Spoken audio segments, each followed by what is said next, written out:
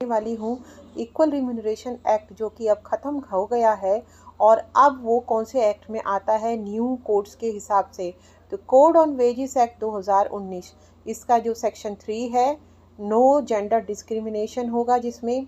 और उसके साथ में मैं आप लोगों को बताने वाली हूँ क्या, मैं इसमें बताने वाली हूँ एम्प्लॉयर किसी एम्प्लॉई के साथ recruitment, promotion, training, transfer gender के आधार पर डिस्क्रिमिनेशन नहीं कर सकता। यानी अब equal pay for equal work का कॉन्सेप्ट कोड ऑन वेजेस 2019 में शामिल है।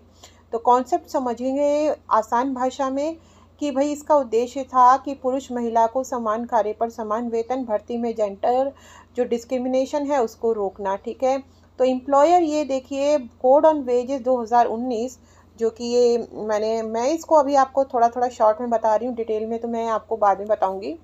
देखिए डिटेल में है कोड ऑन वेजेस 2019। अब यही प्रोटेक्शन ब्रॉडर फॉर्म में दी गई है। ठीक है, अब यही प्रोटेक्शन ब्रॉडर फॉर्म में दी गई है। एम्प्लॉयर क्या नहीं कर सकता, देखिए सेम वर्क पर अलग सैलरी नहीं दे सकता, महिला होने पर कम पे नहीं दे सकता, प्रमोशन नहीं रोक सकता, जेंडर बेस्ड डिस्क्रिमिनेशन नहीं कर सकता। और इम्पॉर्टेंट लीगल केस यहाँ पर है सेम वर्क और वर्क ऑन सिमिलर नेचर, मतलब ऐसा कार्य जिसमें स्किल, एफर्ट, रिस्पॉन्सिबिलिटी सभी कुछ जैसे अगर सेम होगी तो वहाँ पर क्या होगा, आप ये नहीं कर सकते कि भैया आप किसी महिला को कम वेतन दें और किसी पुरुष को ज़्यादा देंगे, ऐसा नहीं हो सकता। मैं आपको पूरा डिटेल भी बताने वाली हूँ, आपको पूरा डिटेल्ड मैं कवर करवाऊँगी क्या फेमस लीगल केस स्टडी एम्प्लॉई वॉन जो हुआ जहाँ पर। और मैं आपको बताऊँगी Mackinnon Mackenzie and corporation limited versus Audrey D'Costa जो केस है, और उसके सभी फैक्ट्स के विषय में।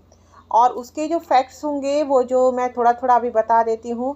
एक कंपनी में मेल स्टेनोग्राफर से ज़्यादा सैलरी फीमेल स्टेनोग्राफर को कम सैलरी मिल रही थी, मतलब मेल काउंटर पार्ट को जो मेल एम्प्लॉय था उसको ज़्यादा दिया जा रहा था और जो फीमेल एम्प्लॉय थी उसको कम दिया जा रहा था।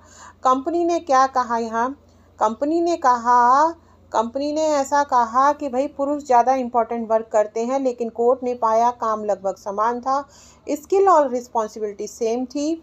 तो सुप्रीम कोर्ट का डिसीजन हुआ यह इक्वल रिम्यूनरेशन एक्ट का वायलेशन है, महिलाओं को इक्वल पे मिलना चाहिए। ठीक है, तो ज़रूर मैं इसी पर थोड़े थोड़े जो है डिटेल में आपके लिए वीडियो लेकर आती रहूँगी।